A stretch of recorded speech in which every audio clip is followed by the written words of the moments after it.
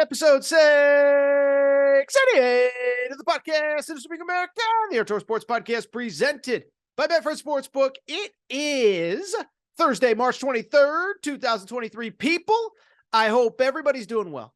I hope everybody is having a great day, and I hope everybody is ready for what should be a jam-packed, loaded, fun Thursday episode of the Torres Sports Podcast. Here's what you need to know about today's show, but I'm guessing you can already guess. We are going to talk mostly Sweet 16. Obviously, the games tip off tonight with the East and the West regionals. I will preview those two regions, give you picks for all four games tonight. We'll take a quick break, come back, and preview the Friday night games in the Midwest region, Kansas City, the South region in Louisville. Then we'll take another quick break. We'll come back. We'll talk maybe some coaching news and notes. And oh, by the way, that transfer portal is on fire. And we will do a big portal segment. Who's in, who's committed, who's not in, all of that good stuff. Before we get started, a couple quick announcements. First of all, thank you to our presenting sponsor, Betfred Sportsbook and the Betfred Sportsbook app. I'm going to tell you more about what you can do this March with the Betfred Sportsbook, but just know we appreciate them, and they have some incredible offers for March. Also, thank you to Bracket Fanatics. They are the sponsor of the Aaron Torres Pod Bracket Challenge. We have been working with Bracket Fanatics for 3 years on the Aaron Torres Pod Bracket Challenge. Also done the Aaron Torres Pick'em, NFL Pick'em this past fall. It was a ton of fun, but I appreciate Bracket Fanatics, everything they've done for the show. And why I want to shout them out, just because the bracket is filled out, it doesn't mean you can't keep using Bracket Fanatics. Remember, any sport that has a bracket that you care about and you love, Bracket Fanatics has brackets for it. Soccer, tennis, cricket, college basketball, you name it, Bracket Fanatics has you covered. You can do free pools, you can do pay pools, and the cool part is you can take all the, like basically everybody can submit their money on bracketfanatics.com. That's one of my favorite features about them. If you have a pay pool, there's no collecting money, no chasing people down, nothing like that. All you got to do, go to bracketfanatics.com, start your pool. Everybody pays there. Money is distributed on the website. You don't have to touch anything. Thank you again to bracketfanatics.com. Oh, by the way, couple quick announcements before we get started. One, this is the last episode of the week. As many of you know, as I've said many times, shout out my guy Ed getting married this weekend. He is a listener of the Aaron Torres pod. So I will be out of commission on Thursday and Friday night, which means that no, I will not be going to the Arkansas-UConn game, but also I will be out of commission. And so we will not do a new show until Sunday night, where we will obviously look at what is then the 4 teams that have advanced to the Final Four. So make sure to check it out. Make sure you're subscribed so you get the newest show when it comes out. Also, we will have coverage from 3 of the 4 sites at AaronTorresOnline.com. I was supposed to be the guy in Vegas, but couldn't make it. Zach Kroll is in New York, and we also have people in the Midwest Regional in Kansas City and the South Regional in Louisville. Fun weekend ahead. And so with that said, let's get to the topic of the day. And the topic of the day, let's just get into it. You don't need me to tell you. We got ourselves some Sweet 16 games, and we got Sweet 16 games tonight. That is right, 4 games in 2 regions. The East, where Michigan State plays Kansas State, and then Tennessee plays Florida Atlantic. And then the West, Arkansas, UConn, UCLA, Gonzaga. Let's jump right into it. Let's not waste any more time. Let's start with the first game on the slate. It is in the East region at Madison Square Garden. Michigan State, the 7 seed in the East region, against Kansas State, the 3 seed in the East region. 6:30 Eastern time, tip-off TBS, I believe, if I remember correctly, is who is broadcasting this game. And oh, by the way, even though Michigan is the higher seed, believe it or not, Michigan is actually the 1.5-point favorite in the Betfred Sportsbook. And so let's get into this game. Let's talk about this game. And first of all, let's give a ton of credit to Michigan State, right? Listen, I've been critical of the Big Ten. I've said what I have to say about Purdue and some of these other programs that I deem to be a little bit overrated. But at the end of the day, you can't argue with what Michigan State just did. They went to that East Regional. They took care of business against a good USC team, and then they beat Marquette. And what stands out to me about this Michigan State team, I think we think of Michigan State big, rugged, tough, mean. No. They just beat two really good teams that are led by their guards. USC with Boogie Ellis and Drew Peterson. And oh, by the way, we know Marquette with Cam Jones, Tyler Kolek, the Big East Player of the Year. So don't think of this Michigan State team as a big bully. They're going to get run off the court by the quick, athletic Kansas State team. No, Michigan State is quick and athletic in their own right. Tyson Walker has been their best player, 23 points in the win over Marquette. And the guard play is really what has carried Michigan. AJ Hoggard, a few other guys. I remember seeing Michigan State on the aircraft carrier back in November. They were led by their guards then. They're led by their guards now. Kansas State, I think we all know what they're led by. That is the little man, as John Calipari likes to call him, but the guy that was a dynamic superstar on Sunday afternoon, Markquis Nowell. Goes without saying, 27 points, 9 assists, 3 steals. I believe I saw somewhere that stat was the first time that any guard had that stat line in the NCAA tournament since Jason Kidd. Are you kidding me? No pun intended, bad pun maybe intended. I don't know. That is unbelievable. The one thing I will say about Kansas State, though, listen, this isn't me trying to like pick apart or tear down Kansas State. I do think some of the narratives that have come out of last weekend, though, do feel a little bit overblown to me, right? Markquis Nowell was unbelievable on Sunday, but I thought some of the stuff that came out after the game, Jerome Tang, who, to be clear, I have a ton of respect for, saying we had the dudes, we had more dudes. I didn't really see that at all from Kansas State, Kentucky. I saw that Kansas State had the dude. Markquis Nowell was the best player on the floor. Markquis Nowell, was the best player on the floor. But you go back and look, Kentucky was up 60-59 with under 4 minutes to go. And if it wasn't for that nonsense Markquis Nowell, he was clearly passing, but it's called a shooting foul call. They might not win that game. And so it's not to discredit Kansas State. It's not to say that they didn't deserve to win. They deserve to win. But I think there's this like narrative now, because it's Kentucky, because everybody loves piling on, that, oh, Calipari choked again. Calipari's terrible. No, Kansas State's a really good team. And Kentucky was actually in position to win. And Calipari got no help from Antonio Reeves and Jacob Toppin, who combined for 2 points. And so as I look at this game, that's something that stands out. The fact that Michigan State is a 1.5 point favorite in the Betfred Sportsbook. The fact that, oh, by the way, Kansas State is kind of now this national team. We all know Jerome Tang. We all know Markquis Nowell. He's probably the breakout star of this tournament. Keontae Johnson, just an incredible story. I do wonder if the last 3, 4, 5 days will have caught up with them.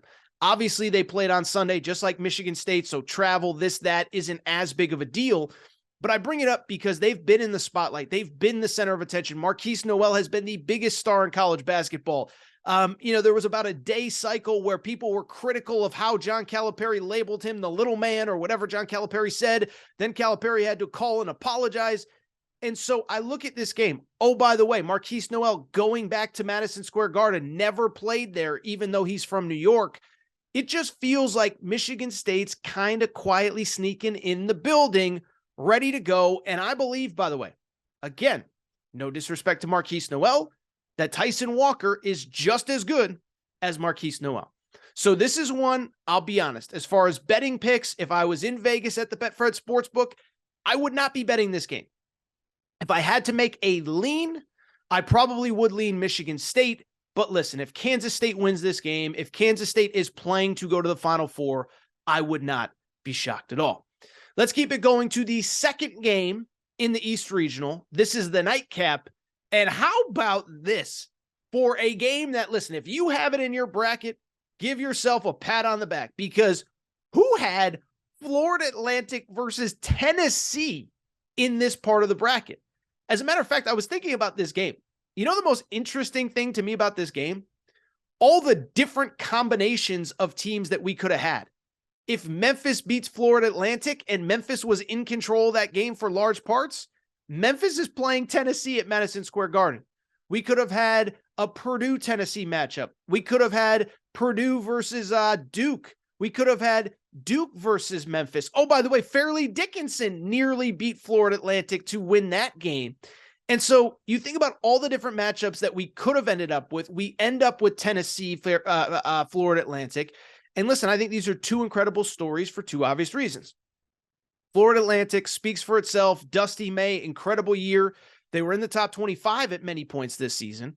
But then from the Tennessee perspective, listen, I give Rick Barnes credit. I know it's not cool to say nice things about Rick Barnes, but Josiah Jordan-James missed 12 games. Santiago Vescovi in and out of the lineup. Zakai Ziegler banged up, out for the year. And this team kept fighting. As a matter of fact, I saw Santiago Vescovi at the media day on Wednesday. Zach Kroll tweeted this out. That basically that Santiago Vescovi was like, no, we never gave up. Yes, we're crushed that Zakai can't be on this journey with us on the court, but we didn't give up. So I give Tennessee credit, and I think it sets up for a very interesting storyline going into this game. And the reason I find it interesting is that right now, Tennessee is actually one of the feel-good stories of this tournament because of what they've overcome. But I'll tell you two things.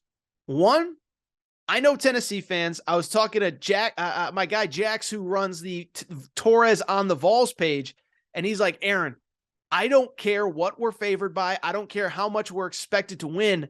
I'm a Vol. I'm terrified of this game. And I think that's the psyche of Tennessee fans. They've been through so much. They've seen it all. And it's like you can taste the trip to the Elite Eight.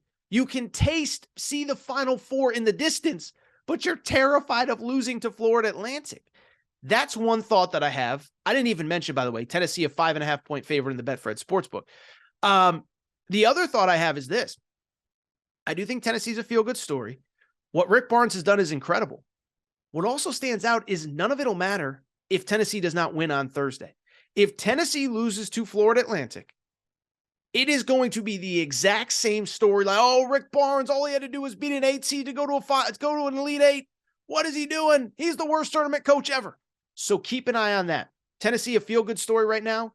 Let's see what people are saying if they do not win on Thursday night. And my last thought about this game particularly, I'm very curious how the game is refereed. Now, we talked about it on Monday's show. I don't have any fundamental issue with how Tennessee played against Duke. That's how they play every single game all year long. The difference was this was on a national stage, a standalone game. Everybody was watching, and because it's Duke, it creates more interest and controversy and drama and whatever. But the refs who are going to be refereeing this game, you know what they've heard all week? Oh, Tennessee, they got away with stuff. They're too physical. They're too nasty. They're too mean. I'm curious if this game is refereed in a manner that favors Tennessee or a manner that favors Florida Atlantic. With that said, though, I am going to pick Tennessee. Listen, I would not bet this. You couldn't give me money to bet this. If I had to bet it, I'd probably take Florida Atlantic plus 5.5, Tennessee to win. I couldn't even imagine putting money on this game, but I'm going to take Tennessee to win, which means that, oh, by the way, you know what that means? If my picks are right, Tennessee, Michigan State, which means that we get a rematch of the 2010 Elite Eight. Bruce Pearl got Tennessee to the Elite Eight. It was the only time in school history they've gotten there. Second time, they'll be playing Michigan State to go to a Final Four. Let's head out to the West region, baby. Viva Las Vegas. How about your boy Torres, by the way? How about that New York rendition the other day? Anyway, Vegas, two unbelievable games. In my opinion, there's no doubt. If I had to pay for a ticket, and the tickets are very expensive, by the way. If I had to pay for a ticket, there's no doubt I'm going to the West Regional, Arkansas, UConn, Gonzaga-UCLA. Now, since all of you have asked me, I've had probably 75 people ask me over the course of the last 72 hours. No, I will not be in Vegas. Yes, my boy's getting married. Friends and family first. You know that. With that said, I am very jealous of those that will be there. I will be at a wedding, though. And shout out to my guy, Ed. No hard feelings, Ed, because I know you're listening, buddy. You know your wedding is where I want to be. As far as the game itself, this is the other thing. Everybody's asking me, Torres, who you got? Torres, who you picking? Who do you like? What are you doing? My only real thought is this, I think you can argue, is for me the toughest game to even just pick a winner this weekend. And the reason why is these teams are so similar. When you think about Arkansas, what do you think of? Super big, super long, super athletic, not a great shooting team, but they play so freaking hard every single possession. It's unbelievable. Then you go to UConn. What do you think about UConn? So big, Klingon and Sano go down low, so physical, so athletic. They're a little bit of a better three-point shooting team, but have gone through hot and cold streaks this year. And so the teams are so similar, I don't even know where to begin in the analysis. Now, what I find interesting is the paths that each team took to get here, and this is where I'm struggling. So let's look at the UConn perspective. On the one hand, I think you can argue, I don't think there was a more impressive team on the opening weekend of the NCAA tournament than UConn. That might not even be debatable. They dominated Iona, dominated St. Mary's, the Gales, and then they beat the Gales again to go to the Sweet 16. I guess my question, though, is, was UConn that dominant, or specifically that St. Mary's game? Was that the perfect scenario for UConn? Because I look at that St. Mary's team, it's no disrespect, great program that Randy Bennett's built. But what do they want to do? Play slow, be physical, beat you up, defend, score, late in the shot clock. Except for the fact that UConn likes to score a little bit earlier in the shot clock, there's no real difference. UConn basically plays the same style. They just have better players at every spot on the floor. So is UConn that good, or did the style just favor them because they had superior talent? Then from the Arkansas perspective, I'll say this. On the one hand, Arkansas has had the tougher path, beat a good Illinois team in the round of 64, and then obviously knocked off the defending national champs in the round of 32. But with that said, round of 32, Kansas was kind of in control most of that game, weren't they? Kansas was kind of in control most of that game, and Bill Self wasn't there. And so this isn't a knock on Arkansas. Listen, you play to win the game. You won the game. But is Kansas 1 point better if Bill Self is there? I don't know. And so I'm struggling to piece together how I think this game is played. I think it's physical as hell. I think these two teams beat the crap out of each other. And as far as a pick is concerned, here goes. So I think everybody knows I'm a UConn alum. Also, hate to brag, sort of a big deal in the Arkansas community. I think, maybe not. I don't know. I am definitely a UConn alum. Like, I got a degree in everything. So what is my pick? I'm torn. Arkansas is a 4-point favorite in the Betfred Sportsbook. And I'll be honest, my heart tells me take UConn, but my head tells me I think Arkansas is going to win this game, and let me explain why. One, Eric Musselman magic in March is real. Muss magic in March, say that 10 times fast, is real. The guy is unbelievable, and the guy is especially unbelievable when he has time to prepare for you. And that's not a knock on Dan Hurley. That's not a knock on any head coach that he's ever faced. But he is so good with time to prepare. Last year, beat Mark Few in the Sweet 16 and frankly out-schemed him. The year before, that crazy Oral Roberts game, that one's a little bit different. This guy is so good with time to prepare, and UConn does have some major weaknesses. Andre Jackson is an incredible player, but at times he is mortified to shoot. That's concerning.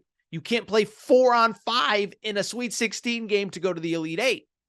Also, I think this is interesting, and maybe this is just me knowing UConn too well, but Adama Sanogo, who's been dominant in this postseason, kind of an Oscar Tshiebwe, struggles with length. Well, who has length? Arkansas's got length on length on length on length on length. The Mitchell twins, they were brought in for this game. Jordan Hawkins, UConn's best offensive player. 0 points in the first half. I think it was 0. I don't know. Basically, he struggled in the first half against Iona, struggled against St. Mary's. Well, now he's going to see the two best perimeter defenders that he's seen in this tournament in Jordan Walsh and Devo Davis. And so, love UConn. Went to UConn. Always will support my Huskies. My gut tells me, though, Arkansas is going to win this game. They're going to advance to the Sweet 16, where, who will they play? They will play the winner of Gonzaga versus UCLA. UCLA, a 1.5-point favorite of the Betfred Sportsbook. And I'll tell you this, of the 8 games this weekend, this is the game I feel the most confident about.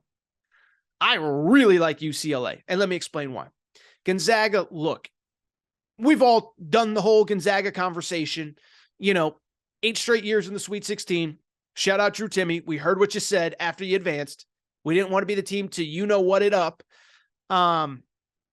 But you know what's the thing about Gonzaga? Gonzaga this year, kind of an incredible stat that I found, and let me actually pull it up so that I have the stat correct. Why I bring it up is because what the stat is essentially Gonzaga wants to play you in games where they slow the pace down. So let me start over. Okay. So Gonzaga, obviously, look, they want to play fast. I get all that. But why I bring it up is if you can slow down Gonzaga, you got a pretty good shot. So here is the stat. I mean, I'm pausing for dramatic effect. Here is the stat that I found today. Here's the stat that I found today on Gonzaga. Gonzaga this year was 29-1 when they scored more than 70 points in a game. The only game they won scoring in the 60s was against Michigan State on an aircraft carrier in November. They are 1-4 in games where they score 70 points or fewer. Well, quick question. Do any of you remember the last time these two teams played in the NCAA tournament? Yeah, it was 2021 in the bubble. And what did UCLA do? Better than any team that year, they slowed down the pace. They didn't let Gonzaga run. And what ended up happening? They forced overtime. They nearly pulled off the upset. Jalen Suggs hit a shot at the buzzer. Sorry, UCLA fans. And Gonzaga survived before they ultimately lost to Baylor. But I bring it up because UCLA's kind of got the blueprint, play super slow, and they have the personnel to pull it off. They play slow naturally, 247th in the country in tempo. They want to play slow. They don't turn the ball over, 11 turnovers per game. And Gonzaga, if you can keep them in the half court, you can beat them. It's happened 4 times this year. 4 of their 5 losses came when they scored 70 points or fewer. UCLA is going to play this game in the 60s, whether Gonzaga wants to or not. And so, honestly, this is the easiest one for me to evaluate. Here's the other thing. UCLA has the big bodies to throw at Drew Timme. Adem Bona, Mac Etienne, Kenneth Nwaba. And so, this just feels like the perfect matchup for UCLA. So this is my official AT Betfred best bet for the Sweet 16. I do like UCLA minus 1.5. UCLA versus Arkansas to go to the Final Four on Saturday night in Vegas. And oh, by the way, in the other region, I have Tennessee, Michigan State. All right, so what I'll do, take a quick break, come back. And when I come back, we will talk a little bit about that South and Midwest region. Does Bama get tripped up? What about Houston? What about this? Creighton. We go on and on and on. Take a quick break. Be right back. All right, we're getting back to the show in a minute. But before we do, I want to welcome back our presenting sponsor, Betfred Sportsbook and the Betfred Sportsbook app. It is March. You want to make wagers, and there is no better place to make them than at the Betfred Sportsbook, the presenting sponsor of the Aaron Torres pod and all things Aaron Torres media. By now, you know Betfred's story. Started in 1967 in the UK, over 1,600 shops in the UK, and they have come to the United States and made a major splash. They are the presenting sponsor of the Colorado Rockies, Denver Broncos, Cincinnati Bengals, Aaron Torres Media. And what I love about Betfred, they do more for their customers than anybody. And here's what they're doing for you this March. You can bet $50 on any game this March, any game, and they will give you up to $1,111 in free bets. Here's how it works. Download the Betfred Sportsbook app, go to betfredsports.com, make your first $50 wager. You automatically get $111 in free bets. But then, how about this? For the first 5 weeks that you are a Betfred customer, you will be insured for up to $200 for the first 5 weeks. So you make a few bets, and we're all going to win all our bets this March. But if it doesn't work out, they'll give you up to $200 back for the first 5 weeks that you're a Betfred customer. So download the Betfred Sportsbook app, bet $50 on any game, $111 in free bets, plus up to $200 in free bets in insurance the first 5 weeks. That is all you got to do. Betfred Sportsbook, Betfred Sportsbook app. Tell them Torres sent you. Enjoy March, everybody. All right, everybody. I'm back. Good to be back. I do want to switch gears and get right to the other regions. We just hit on the East region, Michigan State, Kansas State, Tennessee, Florida Atlantic. We also hit on the West, Arkansas, UConn, and oh, by the way, UCLA, Gonzaga. Let's switch gears. Let's get to the South and the Midwest. Going to try to do these a little bit quicker because we got to get to some portal stuff to wrap the show. But let's get to the South and the West regions because we got some really, really, really fun games. Let's start in the South. The early game in the South, Louisville, Kentucky, beautiful city. Been in Louisville many times. Beautiful city, beautiful basketball arena, KFC Yum Center, a lot of horses, a lot of bourbon. It is a beautiful place, and they love their basketball there, and they should have two very good games. We're going to start with the early game. Alabama, a 7.5-point favorite in the Betfred Sportsbook. And I'll just say this. A couple things stand out about this game. The first one being the second that this bracket came out, this was a game that I had circled on the calendar. And I said, I could see the scenario. I think this game is going to happen. One of the few things I got right in my bracket. And I do believe that San Diego State is a team that is possibly equipped to beat Alabama. Going into the game, let me start with Alabama, because I do think we have to give them credit, right? We know what's going on off the court. We know about all those conversations. But on the court, it has clearly not affected Alabama. They obviously have won 5 straight games, all in dominant fashion, rolled through the SEC tournament, beat 3 really good teams, Mississippi State, Missouri, and Texas A&M, then rolled through their opener, then destroyed Maryland. And what stood out about the Maryland game is something I've talked about on this show since December. Everybody gets so caught up with the Nate Oates scheme and 3-pointers and layups at the rim, no mid-range jumpers. That's awful.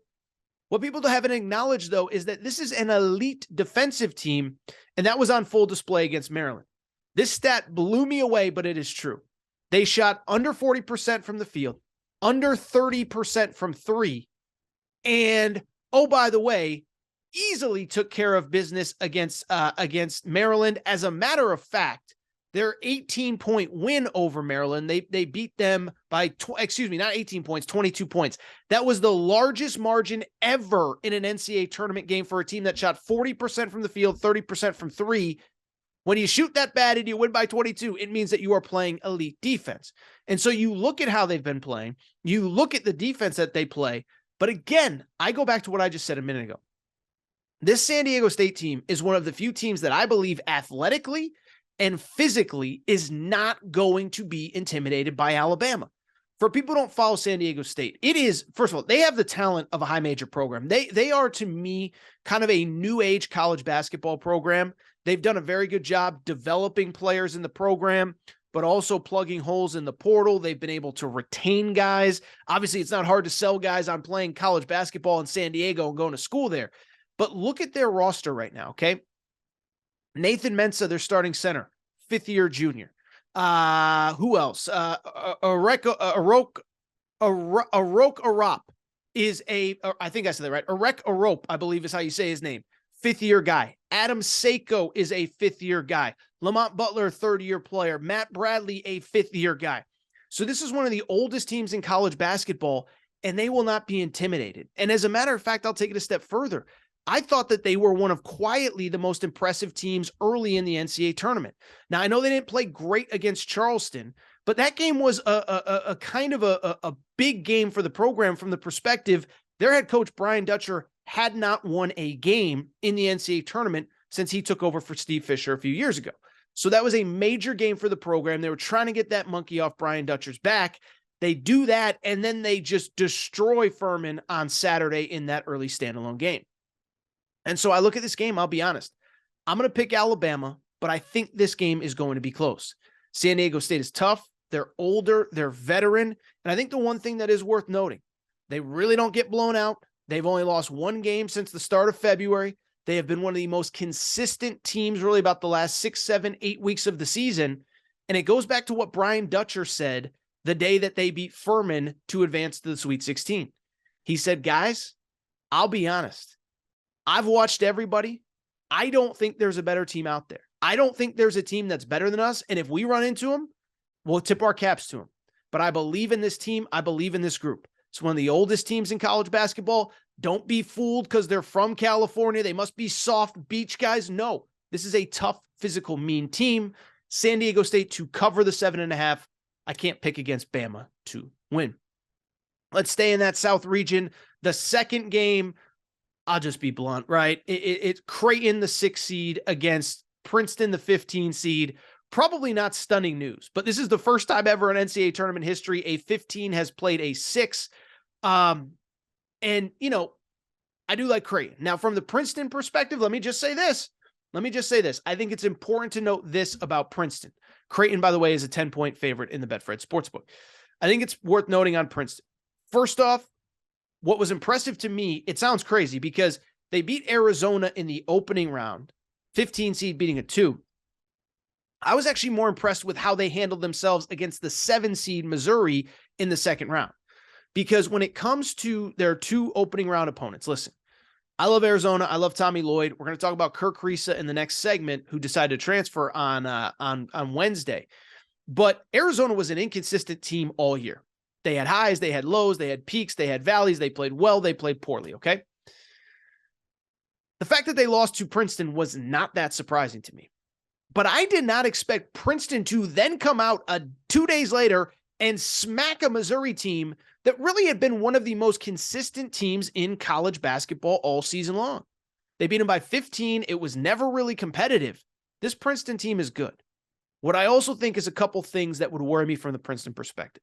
One, and this gets discussed every year, when you have that extra week, you go to the NCAA tournament, nobody expects you to win.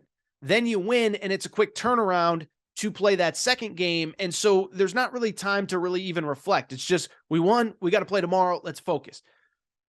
Now, though, Princeton won on Saturday. Princeton has been sitting around since Saturday, getting back to campus, going to advanced calc or whatever class they're taking. Everybody's patting them on the back, telling them how great they are. And now they got to re-get themselves up. And also from the Creighton perspective, you now have 2 games of film. Creighton lost to Arizona this year in the Maui Invitational. And so Greg McDermott can put on that tape and say, guys, that team that beat you, these guys that were playing, they beat them. And so you better come out, you better be ready to play. Creighton is playing well. Creighton, I think, is starting to peak. It took until March, but they dominated Baylor. I think they take care of business. This is one I will not be betting in any way, shape, or form. I think Creighton wins. Don't have a strong feel on if they'll cover or not. Let's go to the Midwest region. Kansas City, like the other 3, well, 2 out of 3, we will have coverage at Aaron Torres Online. 2 super intriguing games here. Let's start with the early one. Houston, the number 1 seed in this region, is playing the 5 Miami. Houston is a 7-point favorite in the Betfred Sportsbook. And what stands out to me about this game, I think Miami is the epitome of the craziness of this tournament, and let me explain why. Why I say that is because it's just so crazy how this tournament works sometimes. Miami was on the ropes against Drake. Drake had him beat. I actually picked that in the opening round of the tournament, so you know I watched closely. Drake had him beat. Miami rallies to win, and then Miami just destroys Indiana. And so it's weird because the 12 seed was actually the tougher matchup for them. Meanwhile, I think if Indiana had played Drake, Indiana would have easily advanced out of this bracket. So it's just funny how this tournament works. But now Miami's coming in, and I will say, this is a fascinating matchup of offense versus defense. Houston, we don't need to tell you all the details, but top 5 nationally in field goal percentage defense, top 5 nationally in scoring defense. Miami wants to play fast. Miami led the ACC in scoring at 80 points per game. And I'll be blunt, I do like Houston to win, but I do think Miami can sort of dictate tempo in this game. Because the thing about Miami, as good as they are offensively, they're not really great defensively. And so what ends up happening is they give up a couple quick shots, a couple easy buckets, but that forces you to get into their game going back and forth. I expect it to be a little bit more high scoring, but I do expect Houston to ultimately come out victorious. And yes, maybe part of that is that I had Houston winning the national championship in my pool, so I obviously want to look smart and be right. This one I expect to be a little bit more high scoring. I would not bet the game. I do feel good about the over, though. I say Houston wins something like, 78-70 or something. In that case, Houston would cover, but the over would hit with ease. I actually really do like that over of 138. That is another one of my AT Betfred best bets. Final game on Friday. You talk about an intriguing matchup, and I'll be blunt, one that I have no feel for at all. That is Xavier versus Texas, okay? So Texas is the 2 seed in this region. Xavier the 3. Texas is a 4-point favorite in the Betfred Sportsbook. And what's interesting about this game is a few things. One, we all know what Texas is playing for. Playing for an Elite Eight berth, a potential national title, but they're playing for Rodney Terry's job. Rodney Terry is the interim head coach. I believe at this point he should have done enough to get the head coaching job. Texas, I still get the sense, wants to talk to some people after the season is over, or maybe is already talking to people. Rodney Terry goes to an Elite Eight after winning the Big 12 tournament championship. It's going to be tough. It is going to be very tough to justify not giving him the job. So the guys know what they're playing for. On the flip side, let me ask you this. How crazy would it be if after all the crap that Sean Miller got at Arizona, this was the team that got him to the Final Four? Remember, Sean Miller, I've said it many times, 4 Elite Eights in his career, 3 at Arizona. 1 the first time he was at Xavier. But 4 Elite Eights, 2 of them were decided by 1 point. And then also, this is now his 8th Sweet 16 overall. So spare me the Sean Miller is overrated. This is his 8th Sweet 16 in his career. In terms of the game itself, I'll just be blunt. I like Xavier to cover. I'm hesitant on the outright win, but let me explain why. Xavier, all they want to do is get up and down and score. It's what they do. It's how they do it. This and that. Texas has not been great defensively, right? Like Texas, credit to them, because they really did. They were really on the ropes against Penn State and were able to rally. But at the same time, they have not been great defensively as the season has gone on, as they've gotten further away from the Chris Beard kind of influence, if you will. They've struggled defensively. Now, they've been better the last week or two. They gave up 66 to Penn State. They gave up 56 to Kansas in the Big 12 championship game. So the defense is starting to get better. But this will probably be the best offensive team they've seen in a while. I will pick Texas to advance out of this game to face Houston in the regional. My official pick, again, one I would not bet, but I'll pick Texas to win this game, meaning that my Elite Eight is 1 versus 2, Houston versus Texas in this region. And then you go to the South region, I would have 1 versus 6, Alabama versus Creighton. Oh, by the way, my Betfred best bets, UCLA minus 1.5 on Thursday. I do like the Houston-Miami over on Friday. I would also bet the UCLA Gonzaga under on Thursday as well. 146.5. I would definitely bet that. 145.5, as a matter of fact. One quick note before we get to the transfer portal stuff. So I just mentioned a minute ago that we do have a little bit of coaching carousel news since the last time we recorded. Obviously, the last time we did a show, I talked Pitino and I talked Cooley. Well, a couple interesting notes since then. One, Pitino has officially been replaced.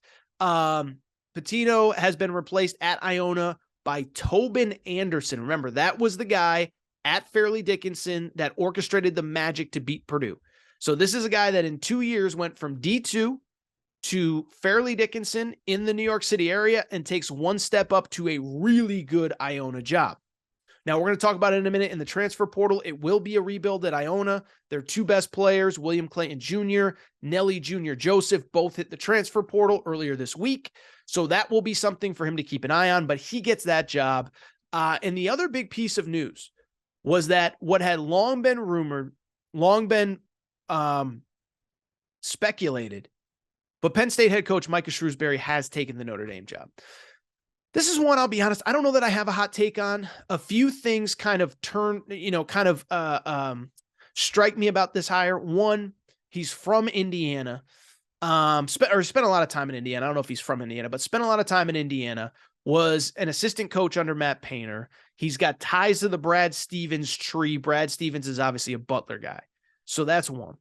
But 2, and I think this is worth noting, if you can get out of the Big Ten, especially, frankly, probably a bottom 3, bottom 4 job in the Big Ten, you kind of got to do it, especially to go to the ACC right now. Think about this. Just think about this is going to sound crazy.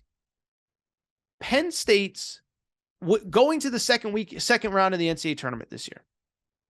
Penn State accomplished what Duke accomplished, more than Carolina, more than Louisville, more than Syracuse. I bring it up.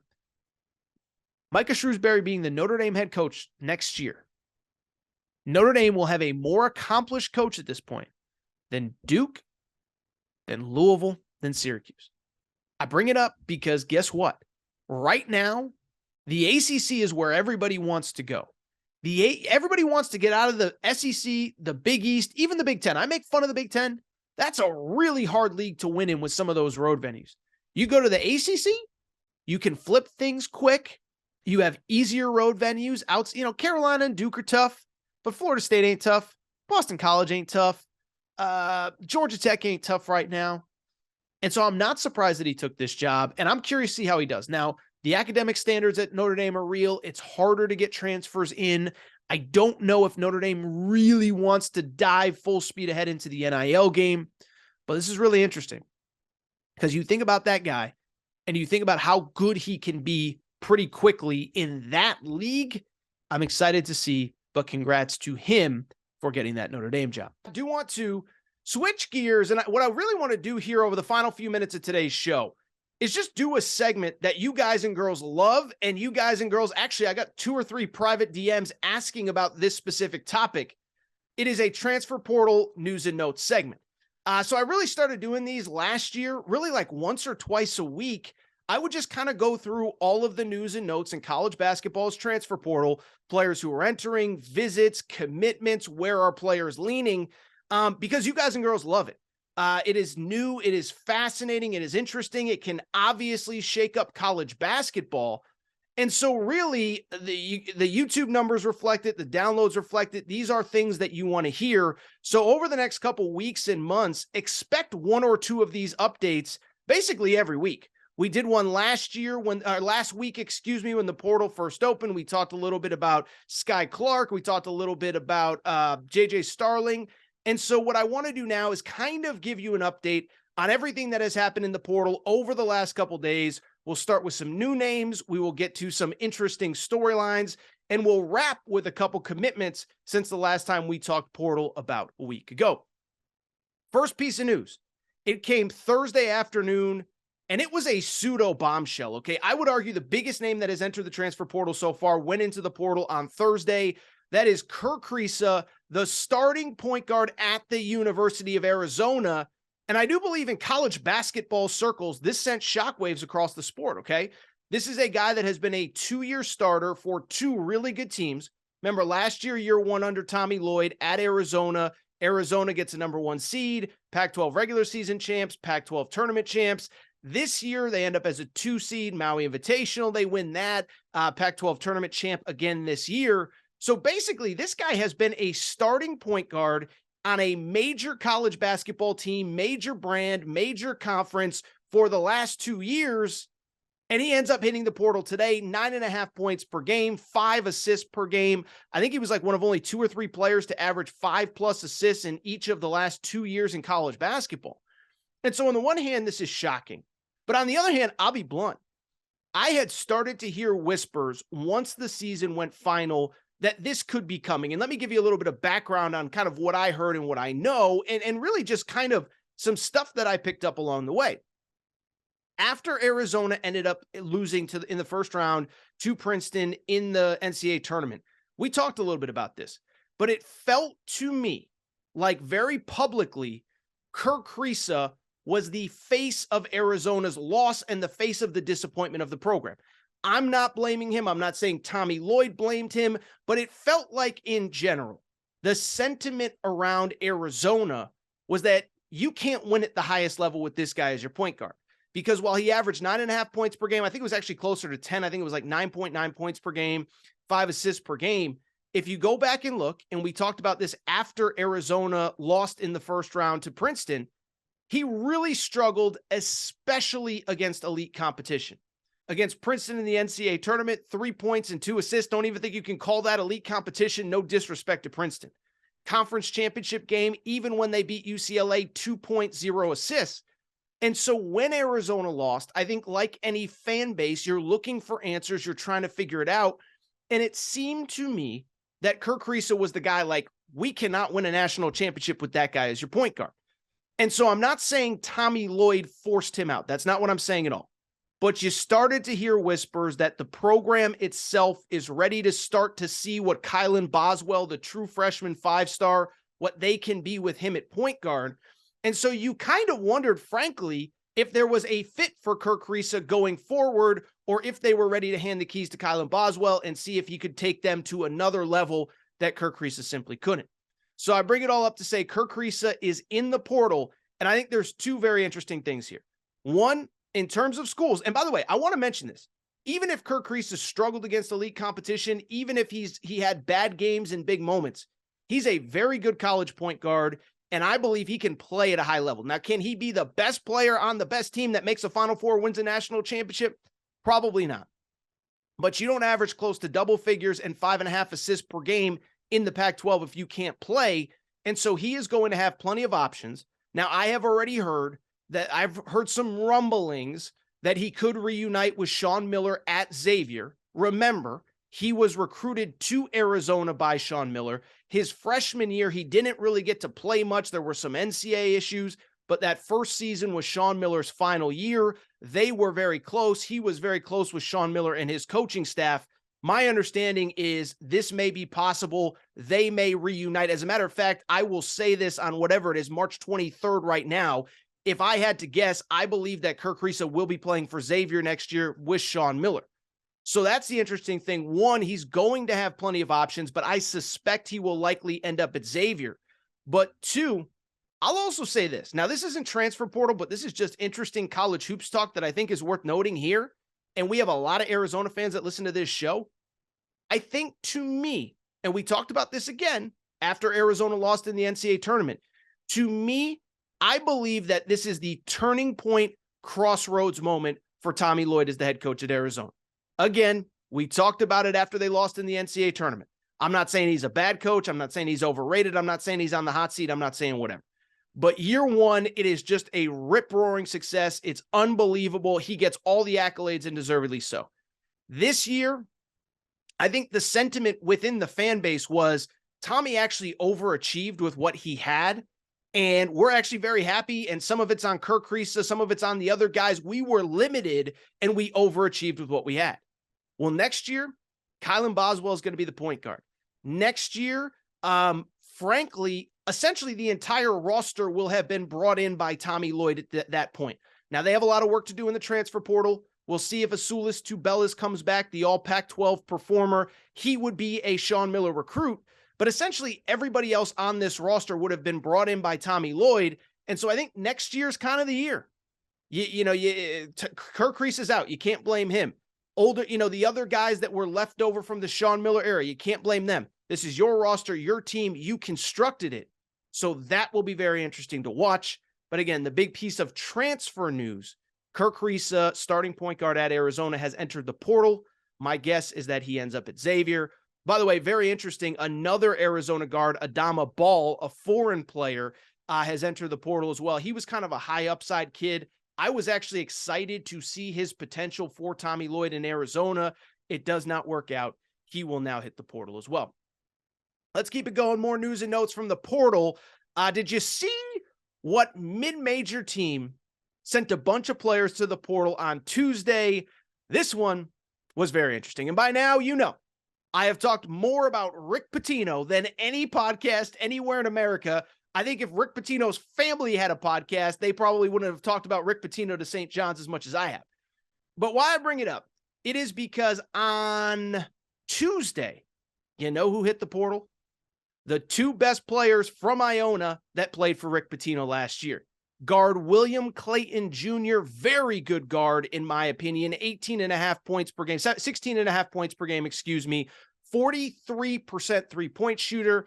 And then also a big man, Nelly Jr. Joseph. He's from Africa originally, really just solid across the board big man, 14 points, 9.5 rebounds per game at Iona this past season. Why do I bring it up? Well, I don't think it's fair to officially say that those guys are going to follow Rick Pitino from Iona to St. John's. I don't know that for sure, but it's worth noting a few things. They entered the portal the same day that Rick Pitino was hired at St. John's. They weren't waiting around. They didn't care that Tobin Anderson, the breakout star of the NCAA tournament at Fairleigh Dickinson, was named head coach at Iona. he will certainly have a chance to recruit those guys. But I bring it up because I sit there and say, I don't know. Feels to me like those are two guys that I believe can play in the Big East. William Clayton had a pretty good game against UConn, 15 points. Nelly Jr. Joseph, a guy, again, 14 points, 9 rebounds. He's about a 6'9", kind of super athletic big guy. Those strike me as guys that can play in the Big East. And why it's especially important, I think, is for this reason. If you listen to Rick Pitino's press conference on Tuesday very closely, he basically insinuated there is going to be a lot of turnover at St. John's in the coming weeks. He said Joel Soriano, who is basically an all Big East caliber big man, will be back, but he didn't promise anything else to anyone else. And these are two guys that I could see him building this St. John's program around. By the way, a couple other news and notes on St. John's. One, they were in on Wednesday morning to see Boogie Fland, a 5-star guard in the New York City area. So the question is, can Rick Pitino get those 5 stars to stay in New York? This is a kid, class of 2024, a high school junior that many believe is a strong Kentucky lean. Well, Rick Pitino ain't conceding him to John Calipari, I can tell you that much. There's already rumors, and I actually did a video on YouTube about this, that Ian Jackson, a 5-star committed to North Carolina from the New York City area, could he flip to St. John's? So there's already a lot of interesting recruiting buzz with Rick Pitino. By the way, Johnny's fans, if you're listening to this, we did start our newest Torres on account. Torres on SJU, Torres on St. John's. Make sure to subscribe there on Twitter for all of your St. John's news and notes. By the way, that is the 12th Torres on account in addition to Kentucky, Arkansas, UConn, etc. I'm not going to get into all of them now. Let's keep it going. More transfer portal news and notes. Just want to hit on a couple quick names that you probably need to know going forward. One really big name, metaphorically and literally. Graham Ike. This is a guy to know. He played at Wyoming. Okay, if you remember 2 years ago, Wyoming made the NCAA tournament as an at-large team. He was one of the 2 foundational pieces for that team. Mountain West all-first team player at Wyoming. 19 points, 9.5 rebounds per game. They made the NCAA tournament. They lost in the play-in game, the first 4 game to Indiana. But Graham Ike was an all-Mountain West player, got hurt this past year, sat out the entire season, and has now decided to transfer. Wyoming's kind of an interesting deal. I'm not going to get into it, but you hear whispers. They had a couple players transfer in that didn't even finish the season there, but their best returning player, Graham Ike, is now in the portal. Big forward, about 6'9". He's not super athletic. He did average 19.5 points, 9 rebounds per game last year.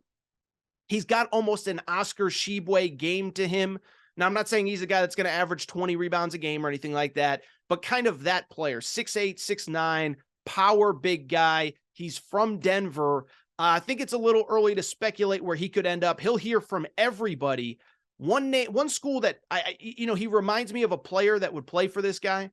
He's kind of got that game that Ed Cooley loves from his big guys. Ed Cooley, now the head coach at Georgetown.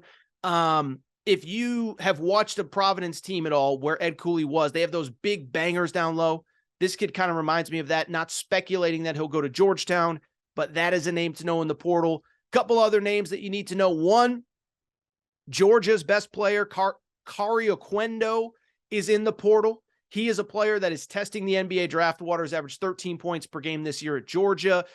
Thing I would say about him, he's super athletic, in the open court, wing player, really good. He doesn't really do all that much besides be super athletic in the open court. Averaged less than 1 assist per game this year. This current season shot 27% from 3. So think super high upside athlete. Not a ton there otherwise, but he is a very interesting player. Again, he's testing the draft waters. So he's one. He got his name in the portal, but I think he'll probably keep his name in there for a while, look at the NBA stuff before he seriously considers returning to college. But if he does, he will be a very in-demand kind of guy. A couple other names. One, just keep an eye. This is another guy that St. John's has reached out to, but also Kansas has reached out to, North Carolina has reached out to. Nick Timberlake. If you're looking for a mid-major guy, Nick Timberlake might be the guy to keep an eye on. He is a player this year that had a very, very, very good season.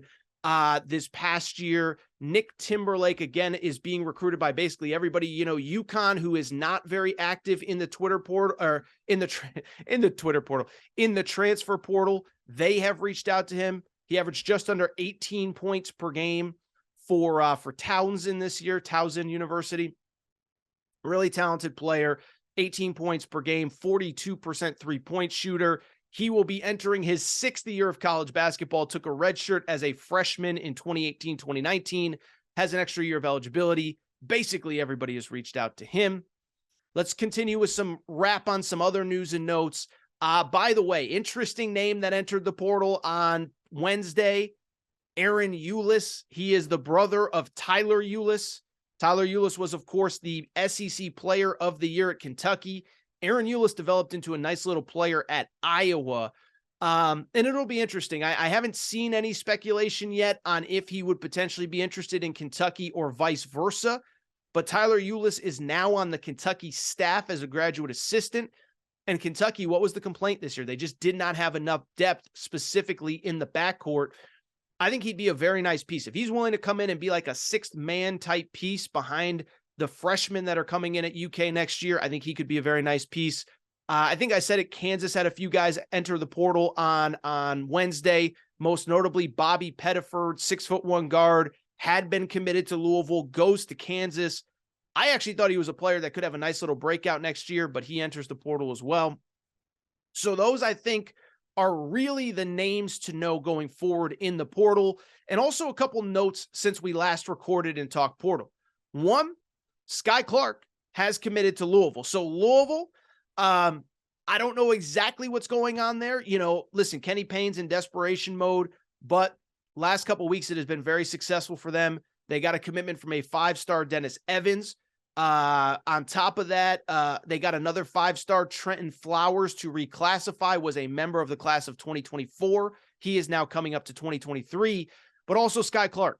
Sky Clark is a former 5-star player, began his, well, I take that back, committed to Kentucky in high school, decommitted, ended up at Illinois, left the team midseason. Very talented guard. You know, this kid dealt with a lot of injuries in high school. I'm wishing him nothing but the best.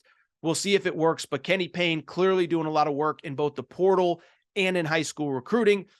And then finally, the other big one, J.J. Starling, we talked about it last time. He was a 5-star former McDonald's All-American, played his freshman year at Notre Dame this year. He's from upstate New York, entered the transfer portal, and committed to Syracuse as expected. We talked about that last time. It was expected that he was going to go to Syracuse. He goes to Syracuse. So the first big name in the transfer portal that commits to Adrian Autry, the new Syracuse head coach. All right, with that said, I think that's it for this episode of the Aaron Torres Sports Podcast. It is time for me to get out of here. Reminder, no new episodes until Monday. Again, know it's a busy weekend. Know it's a fun weekend. A lot of college hoops, but got a good friend getting married on Friday, rehearsal on Thursday. Will not be able to record. So with that said, this is all Torres. This is all the Torres that you get until Monday. But when I tell you we'll have a fun Monday show reacting, we will have a Final Four by that point. Make sure you're obviously paying attention to everything I do. We'll still be on social media. By the way, we have guys at most of the regionals. We'll have coverage from the East Regional with Zach Kroll, writer, host of the College Hoops Daily podcast. We'll have coverage in the South Regional in Louisville. We'll have coverage in the Midwest Regional. So make sure you're checking in at AaronTorresOnline.com. Follow me on Twitter at Aaron_Torres. Aaron Torres Pod on Twitter will also have coverage as well. With that said, though, it is time for me to get out of here. Quick reminder, if you're not subscribed to the Aaron Torres Sports Podcast, please make sure to do so. Apple, Spotify, Amazon Music, Google Music, wherever you listen to podcasts, make sure you're subscribed. Also, make sure to rate and review the show. Go and give us a quick 5 stars. Let us know what you like, what you don't like, all that good stuff. Make sure you're following on social media at Aaron_Torres on Twitter, at Aaron Torres Pod on Instagram, Aaron Torres Podcast Questions at gmail.com, Aaron Torres Podcast Questions at gmail.com. That is all for today's show. It is time for me to get out of here. Shout out to Torrin. Shout out to Rachel, who hates my voice. Shout out to JJ Redick, you F-head. Unblock me, bro. By the way, shout out to my guy Ed, getting married on Friday. I appreciate you, man. I appreciate your support of the Aaron Torres Pod. To everybody else, have a great weekend. Enjoy the games. Torres will be back on Monday.